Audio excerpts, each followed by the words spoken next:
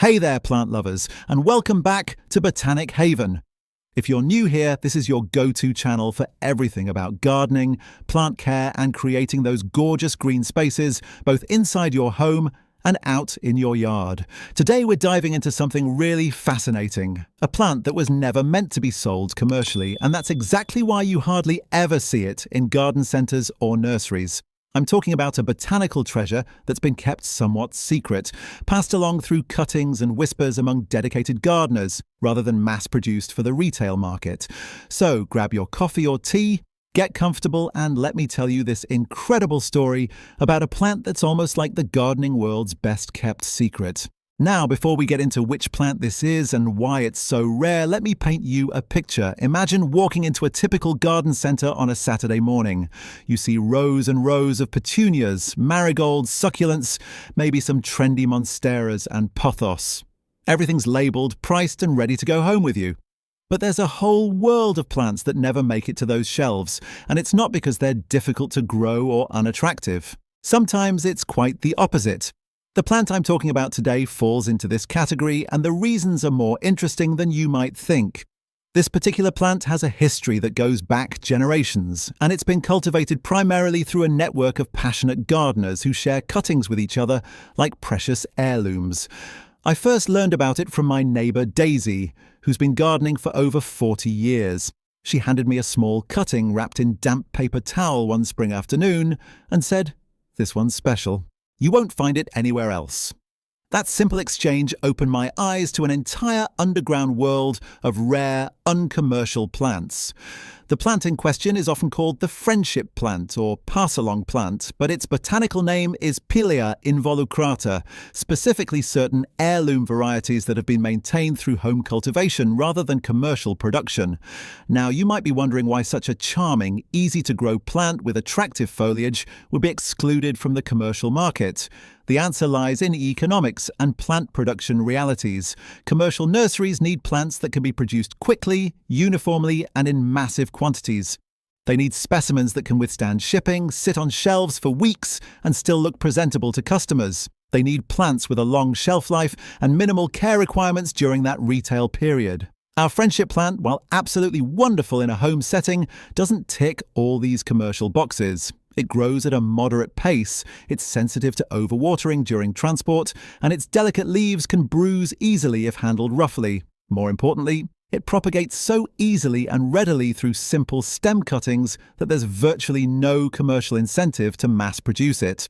Why would a nursery invest in growing thousands of these plants when anyone who gets one cutting can create dozens more within months? Let me tell you about Oliver, a retired teacher I met at a local plant swap last year. He brought along 20 small pots of this exact plant, all propagated from a single mother plant his grandmother had grown in her kitchen window back in the 1960s. Each little pot represented a living connection to his grandmother's green thumb, and he was thrilled to share them with other gardeners. That's the beauty of these pass-along plants. They carry stories and memories along with their roots. Oliver explained that his grandmother had received her original cutting from a co-worker who had gotten it from her aunt, who had brought it over from another country decades earlier. This chain of custody, this botanical relay race, is how these plants survive and spread. They exist outside the commercial system entirely, thriving in a gift economy where the currency is care and the transaction is wrapped in friendship. When I asked Oliver why he didn't just sell them instead of giving them away, he looked at me like I'd suggested something absurd. "That's not how it works with these plants," he said simply. "You receive them freely, you share them freely, that's the whole point. If this guide has helped you, write 1 in the comments, and if not, write 0. This way, I'll know which tips are most useful for your garden." Now, let's talk about why this matters to you as a gardener and plant enthusiast. Understanding the difference between commercial plants and these pass-along treasures can completely change how you approach building your plant collection. When you rely solely on what's available at stores, you're limiting yourself to what's profitable for businesses to produce. But when you tap into the sharing networks of local gardeners, plant swaps, and community groups, you gain access to varieties that are often more interesting, more resilient, and definitely more unique. These plants have been selected over generations not for commercial appeal, but for their ability to thrive in home environments. They've been passed along specifically because they're successful, easy to care for, and rewarding to grow. It's like the difference between buying mass-produced bread and getting sourdough starter from a friend who's been feeding their culture for years. Both will make bread, but one comes with history, character, and a proven track record of success. The Pilea involucrata I'm describing has these gorgeous quilted leaves with a bronze-green colour and sometimes reddish undersides depending on the variety. It stays relatively compact, making it perfect for windowsills, desks or small shelves. It doesn't require bright direct light. Actually, it prefers that soft filtered light that's common in most homes. This is another reason it's been such a successful pass-along plant. It adapted to typical household conditions over decades of cultivation, unlike some commercial plants that are grown in optimized greenhouse conditions and then struggle when you bring them home. I keep mine on my kitchen counter about 6 feet from a north-facing window, and it's been absolutely thriving for 3 years now. The care is straightforward and forgiving, which means even if you're new to plants or tend to be a bit neglectful, this one will likely do just fine. Water it when the top inch of soil feels dry, give it some humidity if your home is very dry, and basically just leave it alone to do its thing. It's remarkably low maintenance, and it'll reward you with steady growth and occasionally these tiny, insignificant flowers that honestly aren't the main attraction anyway. What really makes this plant special beyond its appearance and ease of care is its incredible ability to propagate. This is both why it's not sold commercially and why it's so perfect for home gardeners. Any stem cutting you take, and I mean any piece with a couple leaves and a node, will root readily in water or directly in soil. Within 2 to 3 weeks, you'll see roots developing. Within a month or two, you'll have a new plant ready to pot up or share with someone else. I've propagated probably 50 plants from my original cutting over the past few years, and I've given most of them away to friends, family, and co-workers. Each time I hand someone a little pot with a rooted cutting, I tell them the same thing Daisy told me. This is a friendship plant. When it grows big enough, take some cuttings and share them with people you care about. It's become this wonderful tradition, and I've noticed that people really appreciate receiving a living plant with a story more than they would appreciate buying something generic from a store. There's a personal touch, a sense of connection that comes with these shared plants. Rose, a friend of mine who runs a small urban garden, told me an interesting observation about pass-along plants. She said that people tend to take better care of plants they've received from friends compared to plants they've purchased. There's something about the personal connection and the story behind the plant that makes people more invested in its survival. When you buy a plant from a store, it's a transaction. When you receive a cutting from a friend, it's a gift that comes with trust and expectation. Not pressure, but a gentle hope that you'll nurture it successfully. Rose has an entire section of her garden dedicated to these kinds of plants, specimens she's received over years of gardening and connecting with other plant enthusiasts. She has begonias that came from her mother's collection, a jade plant that's descended from her neighbour's 50-year-old specimen, and several varieties of these friendship pileus from different sources. Walking through her garden is like taking a tour through her relationships and experiences, each plant representing a connection to another person or a meaningful moment in time. Let me give you some practical advice if you're interested in getting your hands on one of these plants or similar pass-along varieties. First, start attending local plant swaps if there are any in your area. These events are goldmines for rare, uncommercial plants that circulate only within gardening communities. People bring cuttings, divisions, and extra plants to trade, and everyone leaves with something new. The atmosphere is usually friendly and informal. Perfect for beginners who might feel intimidated by more formal gardening clubs. I found some of my most interesting plants at these swaps, including several varieties I'd never even heard of before. Second, join online gardening groups specific to your region. Facebook groups, local Reddit communities, and gardening forums often have members willing to share cuttings by mail or arrange local meetups. I've shipped and received dozens of plant cuttings through these networks, and it's expanded my collection tremendously while connecting me with interesting people who share my passion for unusual plants. Third, don't be afraid to ask fellow gardeners about their plants. Most people who are serious about gardening absolutely love talking about their collection and are often thrilled to share cuttings. I've approached strangers at farmers markets, community gardens, and even neighbours whose yards I admire, and 9 times out of 10, they're happy to provide a cutting if I show genuine interest. The key is to be respectful, knowledgeable enough to care for what you're asking for, and willing to reciprocate when your own plants are established enough to share. This creates a positive cycle of generosity within the gardening community. Fourth, keep your plants healthy enough to propagate and share. This means learning proper care techniques, addressing problems promptly, and not letting your collection become neglected.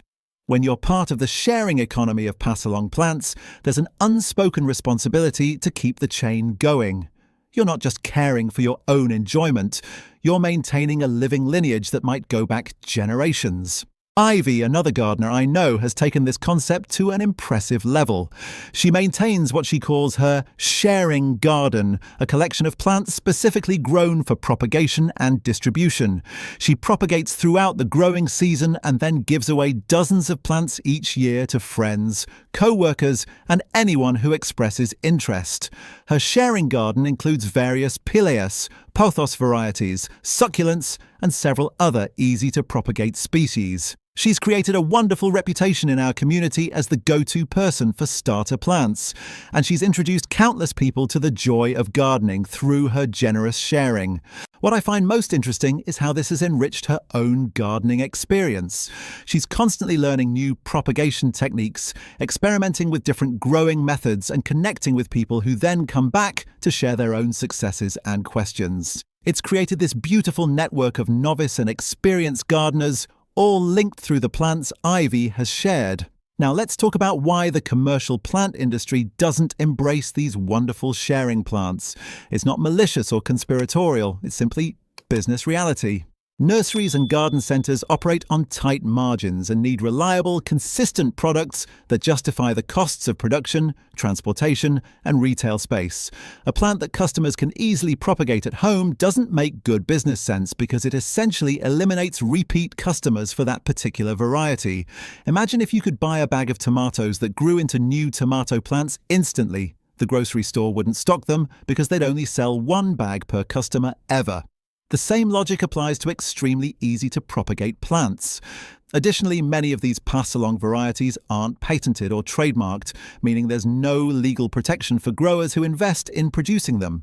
Anyone could propagate and sell them without paying royalties or licensing fees, which eliminates another potential profit stream for commercial operations. This is why you see so many patented plant varieties in stores now, varieties with names like Proven Winners or other trademarked brands. These are plants that have been legally protected to ensure that only licensed growers can propagate and sell them. Home gardeners are technically allowed to propagate them for personal use, but not for sale or distribution. These commercial protections allow companies to invest in developing and marketing new varieties without fear of immediate competition. It's a completely different model from the pass-along plant tradition, where the value lies not in exclusivity but in accessibility and sharing.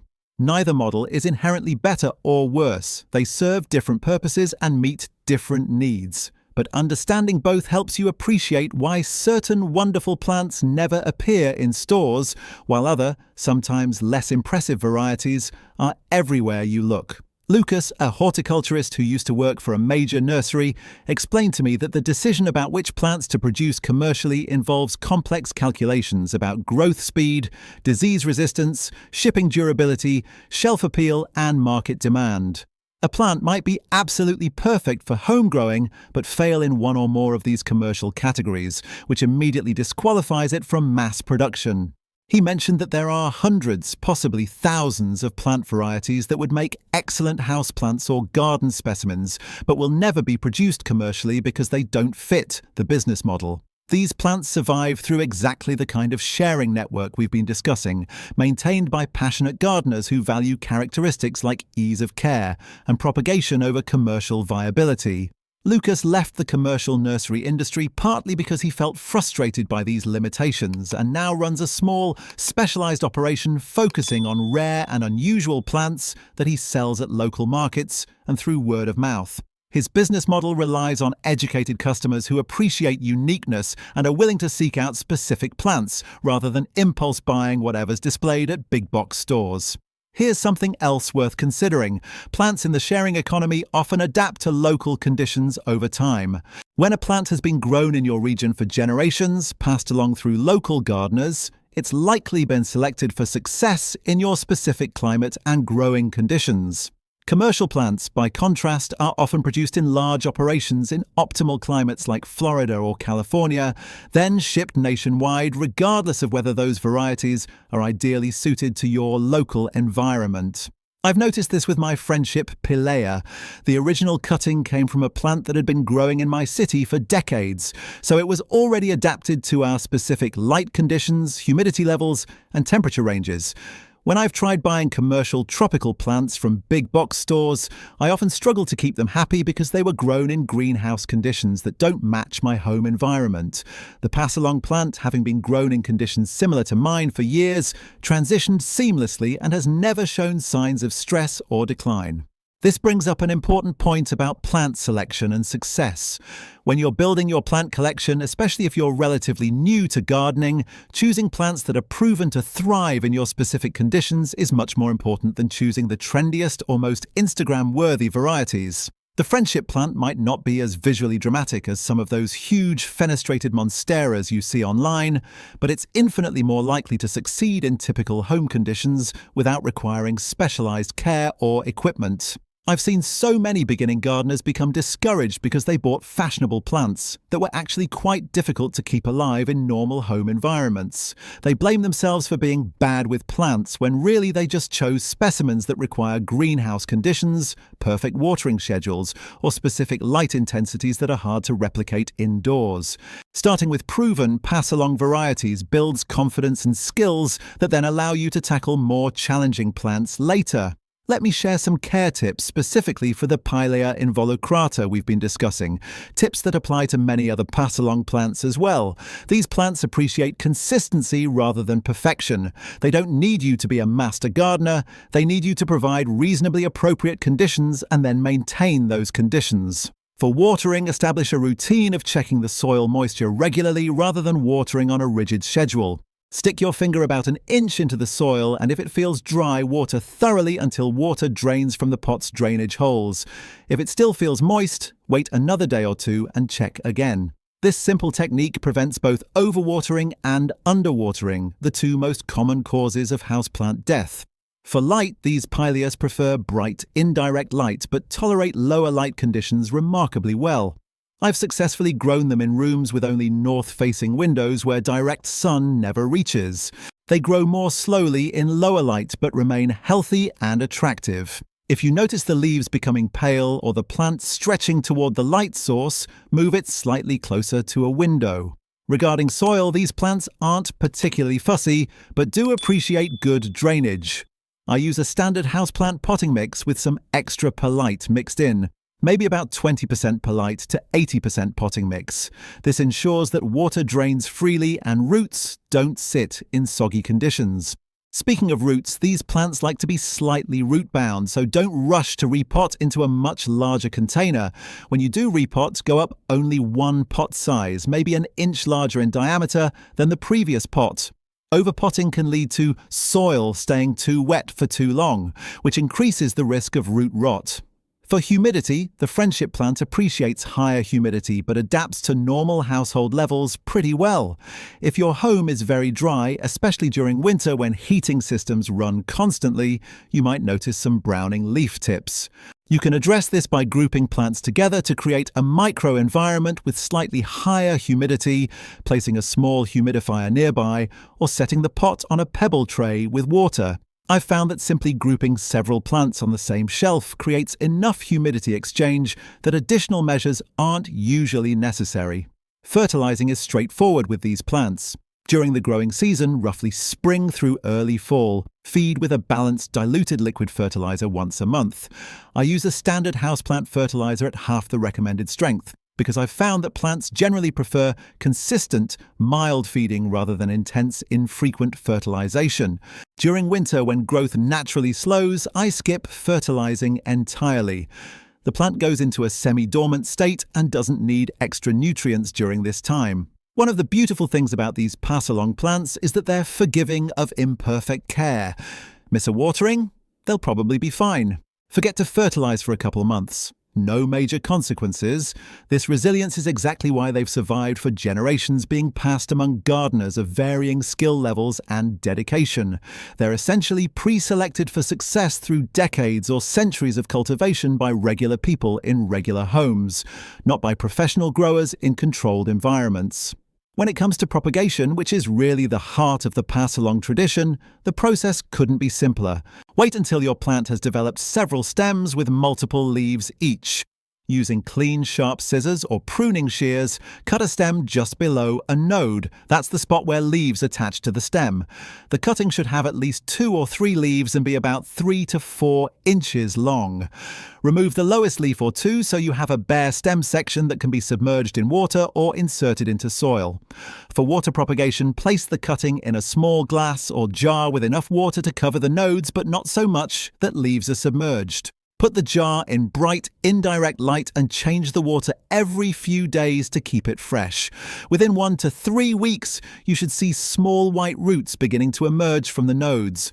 Once the roots are about an inch long, you can pot the cutting into soil. For soil propagation, dip the cut end in rooting hormone if you have it, though it's not strictly necessary, then insert it into moist potting mix. Keep the soil consistently moist, but not waterlogged, and within a few weeks the cutting will develop roots and begin growing new leaves.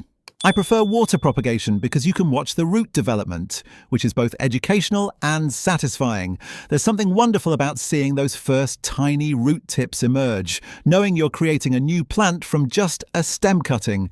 I keep a small propagation station on my kitchen counter, just a few glass jars with various cuttings at different stages of rooting. Visitors always ask about it, and it's become a great conversation starter that often leads to me sharing rooted cuttings with interested friends. Each propagation is an opportunity to continue the sharing tradition, to create another node in the network of gardeners maintaining these special plants.